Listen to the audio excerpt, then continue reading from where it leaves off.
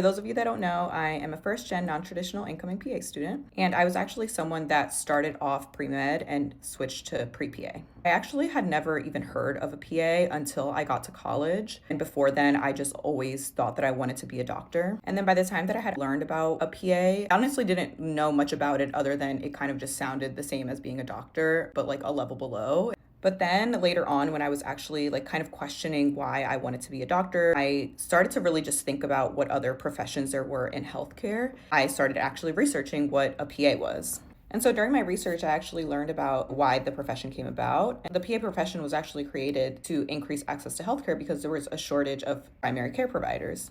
And honestly, that really resonated with me because just like having even personal experiences, like with my parents, trying to set up appointments for them and seeing that the doctor couldn't see them for a few months, but a PA could see them next week. Something that I was just like, oh, okay, like that's really the reason that I want to go into medicine to increase access to healthcare. And then having worked with PAs, I really couldn't see much of a difference between what the doctors and the PAs were doing in terms of like how they were providing care. Also, even though teamwork is definitely challenging, I actually really enjoy working on a team and I enjoy providing a more supportive role as opposed to like being the head of the team.